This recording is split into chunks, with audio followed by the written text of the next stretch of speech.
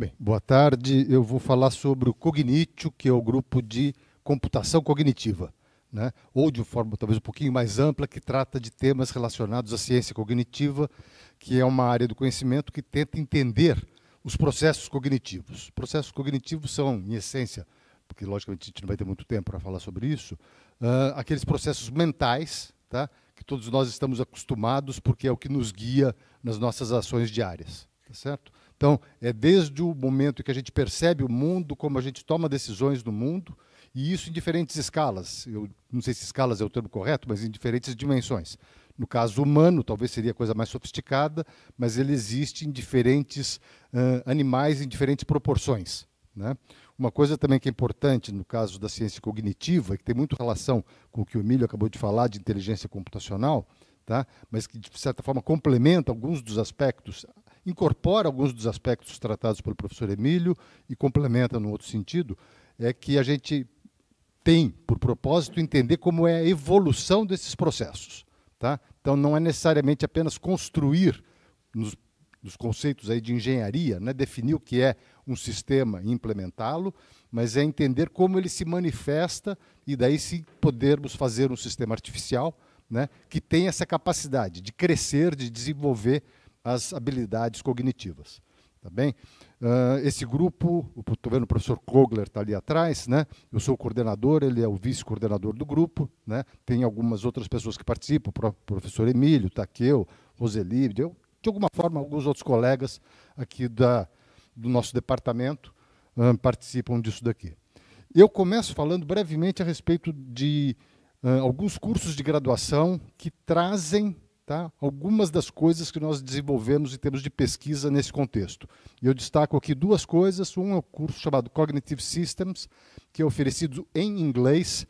E eu aproveito aqui, antes de falar melhor um pouquinho do que é esse curso, convidar os meus colegas de Poli, de USP, né, para que comecem a oferecer mais cursos em inglês nessa universidade. Tá? Eu ocupo atualmente uma função na área de cooperação internacional da USP, tá? E a USP está promovendo isso. A gente acha que é muito importante atrair mais gente para a USP, né? E isso passa não só, mas também, né, pelo oferecimento de disciplinas em inglês. Então, essa disciplina foi oferecida pela primeira vez esse ano, vai ser oferecida o ano que vem, e é uma disciplina oferecida por mim e pelo Kogler, repito, em inglês, e que trata dos conceitos relacionados a esse assunto. Um outro curso que eu ofereço juntamente com o professor Emílio e o professor Rai, e que esse é mais relacionado ao que o Rai, desculpa, o que o Emílio acabou de colocar, tá? Mas também algumas das coisas que eu faço com redes neurais, com computação evolutiva. Tá bem? Do ponto de vista de pesquisa, eu estou destacando nessa apresentação um projeto que nós temos com a BMW, tanto a BMW na Alemanha, na realidade isso começou lá, mas depois com a vinda da BMW para o Brasil, que tem uma planta em Santa Catarina, né, nós desenvolvemos aqui um projeto, que está terminando agora o terceiro ano, e que trata do conceito de computação inteligente, tá, para o desenvolvimento, ou para o aperfeiçoamento dos sistemas de navegação que são disponibilizados nos veículos, né, trazendo alguma coisa que vai um pouco além daquilo que tradicionalmente a gente encontra num Waze ou ferramentas dessa natureza. Tá? Então, o que a gente está falando, num contexto um pouco mais amplo, para situar, né, é a questão de smart cities, ou seja, trazer a inteligência para um ambiente urbano, numa variedade de situações, tá? E nós, particularmente, estamos focando aqui na questão de mobilidade urbana.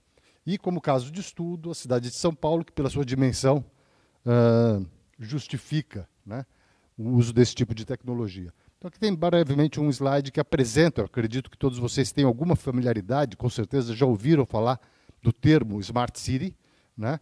E é isso que a gente quer tratar, e repito, nós escolhemos no primeiro contexto, melhor, como uma primeira aplicação, a questão da mobilidade ou dos sistemas de navegação, das ferramentas que dão algum tipo de apoio ao motorista nesse sentido.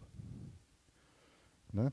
Então, o Smart City, e daí dentro do contexto do grupo, como cognição, embora eu tenha dito inicialmente, né, que cognição normalmente a gente pensa num indivíduo, pode ser um animal, mas se nós expandirmos o princípio, né, as propriedades dessas coisas, nós poderíamos pensar em ter uma cognição embarcada numa cidade, ou uma cidade que é capaz de perceber o que está acontecendo, de se manifestar, em que nós possamos interagir com essa cidade, ou com alguma outra coisa, pode ser um edifício, não sei, tá bem? Mas de formas mais ou menos parecidas com aquelas como nós interagimos com outras pessoas, por exemplo, numa palestra como essa daqui. Tá? Então, existe uma série de coisas que podem se beneficiar, que podem ir dos prédios inteligentes, a questão do transporte, que é o que nós tratamos, saúde, energia, governança e tudo isso. Né? Bem, o que é esse projeto particularmente? Ele trata da questão de, a partir de sensores, que na realidade estão além do projeto em si, mas nós nos baseamos na existência, né, de dados que são capturados por sensores, e o professor Takeo, que vai me seguir, vai falar melhor a respeito dessas situações, né, do IoT. Então, existe uma infinidade de informações que chegam, ou que podem chegar até nós, tá, capturadas de diferentes formas, de diferentes naturezas de informação e tudo isso, que, de alguma forma, são registradas em camadas de dados, tá? Normalmente não organizadas, não estruturadas, mas que precisam, então, ser compreendidas para que possam ser devidamente tratadas.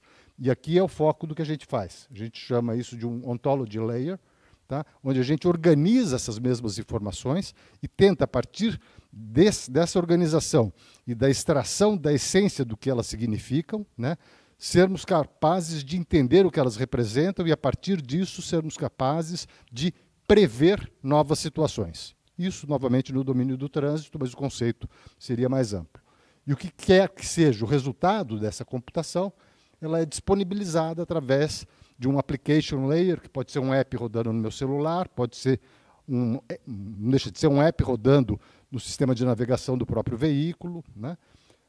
É importante dizer que nesse processo como um todo, repito, nós temos desde sensores os mais variados, alguma coisa que provavelmente está na nuvem, né, e que é o repositório de todas essas informações, também na nuvem, uma máquina, um sistema que é capaz de tratar de todas essas informações e disponibilizar para a pessoa aquela coisa que lhe interessa no momento em que ela precisa daquela informação. Então, aqui, eu falei que o cenário que nós usamos é o cenário de São Paulo, né, para justificar, dada a sua dimensão, que obviamente é conhecida. A Grande São Paulo são 22 milhões de habitantes, só a cidade de São Paulo são 12 milhões. Nós temos quase que 9 milhões de veículos, né, dos quais 6 milhões são carros. Né? Então, o volume de viagens são todas coisas estratosféricas, né, em termos de números. Então, ter uma compreensão do que está acontecendo e ser capaz de tomar decisões de apoio em domínios dessa natureza acaba sendo difícil. Então, como que funciona mais ou menos o nosso trabalho? A gente tem diferentes tipos de observação. Por exemplo, aqui tem um mapa de chuva, tá? Que é uma informação, mas existe um outro mapa que fala a respeito de condições climáticas. Né? Existe um outro mapa que é da CET, que fala a respeito de eventos ou outras coisas, e como esses nós poderíamos ter uma série de outros, tá? Que vão nos dando informações, e a questão que nós temos é que conseguir, primeiro, organizar essas informações para que no final nós possamos, embora as informações nos venham por caminhos e de formas de representação diferenciadas, tá? Sermos capazes de representar uma coisa que tem esse caráter de mapa. Né? Então tem uma imagem e existem vários pontos que são certos eventos. Pode ser um ponto de enchente, pode ser uma feira, pode ser uma manifestação. Não necessariamente todas essas coisas aconteçam simultaneamente, tá? Mas na medida que eu vá populando essa minha imagem, né, com diferentes coisas, eu sou capaz, então, de tomar decisões e de prever até. Né? Não é apenas a questão de saber o que está acontecendo agora, isso o Waze nos diz muito bem, tá? Mas é com base numa expectativa que é criada de um conhecimento anterior, de um histórico, né, e da conjunção de fatores, ou seja, a possibilidade de acontecer uma certa coisa, dado que está chovendo, dado que o viaduto do outro lado da marginal está interditado, dado que isso, não sei o que lá. Tá? Então, eu antecipo e identifico alguma coisa que pode ajudar o motorista, né, no momento da sua decisão. Então, isso é feito com redes neurais. Num primeiro momento, nós temos e uma coisa que bem, acaba sendo periódica, mas de tempos em tempos, uma vez por semana, uma vez por mês, nós alimentamos uma máquina que vai refinando o conhecimento que ela tem a respeito de todas essas coisas, né? E essa mesma máquina, essa mesma rede neural, é colocada, então, à disposição para fazer previsões que atendam às diferentes solicitações dos diferentes usuários, das diferentes condições. E, essencialmente, essa imagem tenta representar essa ideia, falando o seguinte: existe uma série de eventos que podem acontecer, tá? Esses daqui são eventos possíveis, mas que não aconteceram, e esses aqui são eventos que, de fato, aconteceram. E esse sistema, como um todo, através das redes neurais, do aprendizado de máquinas e tudo mais, tem que identificar o que está acima dessa linha pontilhada, tá? E se de fato fizer isso, ou seja, o que está representado aqui é que o número de acertos é bastante grande, porque isso é o que ele previu e que de fato aconteceu, mas de fato existem alguns erros, ele previu que aconteceria, embora não tenha acontecido, ou o contrário, né? Ele previu que aconteceria, embora não tenha acontecido. Então, a dificuldade, digamos, de um sistema dessa natureza é, na medida que ele vai sendo alimentado com esses diferentes tipos de dados, né, ser capaz de ser seletivo para, no final, ter um comportamento dessa natureza.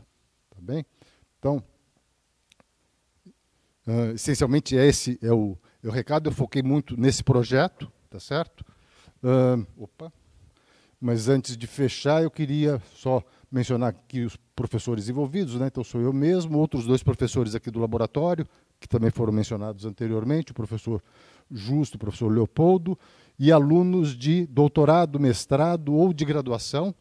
E uma outra coisa que eu acho que é importante, que são essencialmente de engenharia elétrica ou mecânica ou de computação, mas também de outras áreas, por exemplo, de design. Tá? A combinação dessas equipes tem um resultado que é muito interessante. Tá? Então, é uma coisa também que eu acho que vale a pena deixar aqui registrada. E, com isso, eu concluo e agradeço. Obrigado.